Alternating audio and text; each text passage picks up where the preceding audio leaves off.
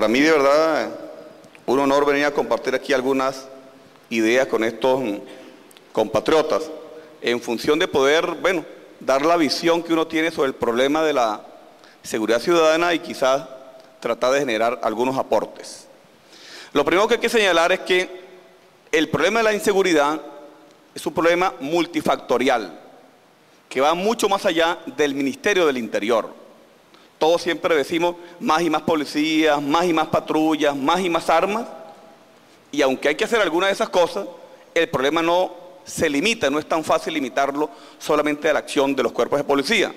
Entonces es necesario verlo desde los múltiples factores que generan el problema. Yo lo he dividido en 7 áreas. El área socioeconómica, sin duda alguna que un elemento coadyuvante al problema de la inseguridad es las causas que generan el delito. Y por ello, y allí podemos resaltar a grandes rasgos, lo que es la descomposición del núcleo familiar, la dificultad de acceso a la educación, el desempleo, el embarazo precoz, la infancia abandonada y el consumo de estupefacientes. En la medida que no hayan políticas del Estado tendentes a atacar las causas que generan el delito, por más policías que haya en la calle y por más operativos que se hagan, pues realmente vamos a tener siempre allí el caldo de cultivo de generación del delito. En particular, lo que yo denomino, en una de estas causas, el microtráfico de droga. El gobierno nacional ha sido muy eficiente en la lucha contra el gran tráfico de droga, los cargamentos de cocaína, marihuana y estupefacientes que van hacia Europa y los Estados Unidos. Sin embargo, no hemos sido suficientemente eficientes en lo que yo he denominado el microtráfico, y les voy a hacer una pequeña exposición de lo que yo considero el microtráfico. Un ejemplo aleatorio. A un sector de Plan de Manzano llega 1 kilo de cocaína un jueves, cualquier jueves. Ese kilo de cocaína le llega a un traficante en particular. Ese traficante no vende el kilo de cocaína completo, sino que lo disgrega en por lo menos 1000 partes, 1000 pequeños tubos de cocaína.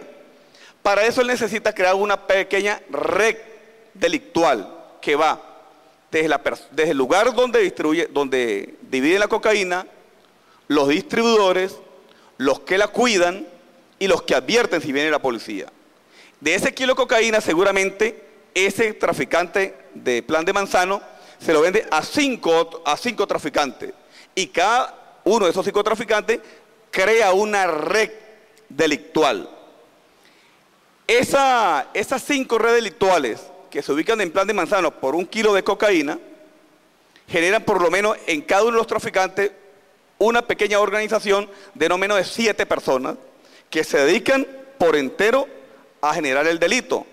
Pero además de eso, entonces se crean los consumidores, que en primera instancia, bueno, van a donde ese traficante, y en segunda instancia, cuando no tienen dinero, generan delitos colaterales, como robo, atraco, hurto. Pero además de eso, si se combina el consumo de droga con el consumo no controlado de licor, ocurre lo que yo llamo la bomba en la mente de cada delincuente, y por eso es importante señalar el grado de violencia que ocurre no solamente en la ciudad de Caracas, sino en diversas ciudades del país, porque mezcla la droga con el alcohol y otra serie de elementos. Además, el delincuente, para dotarse de la cantidad de dinero para pagar la dosis de droga, roba, atraca y asesina, y eso es un elemento bien importante.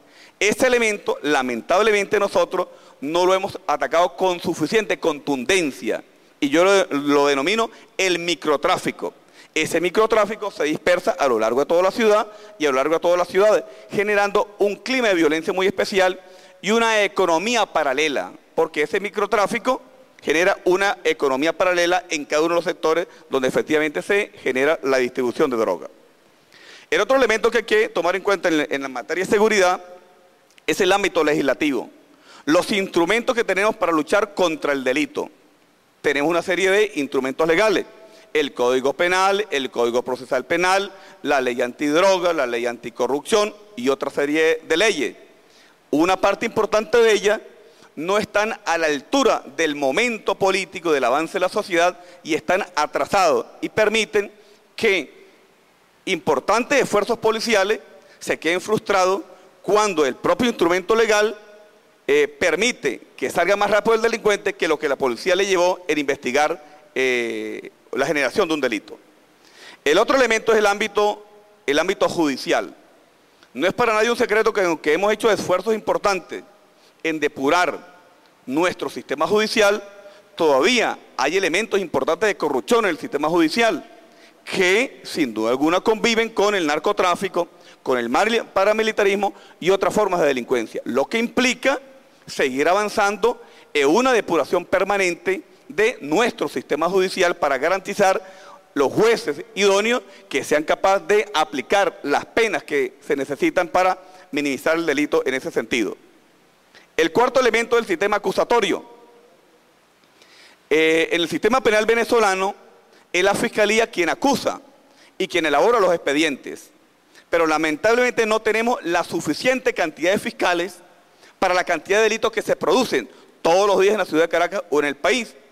Y eso lleva entonces a que un fiscal acumule 100, 200, 300, 400 expedientes.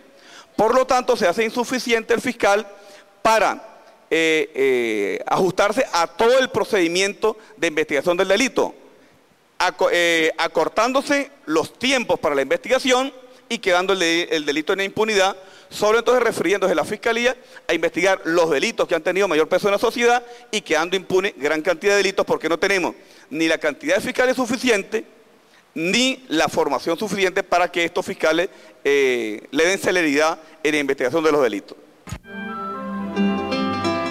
Gobierno Bolivariano.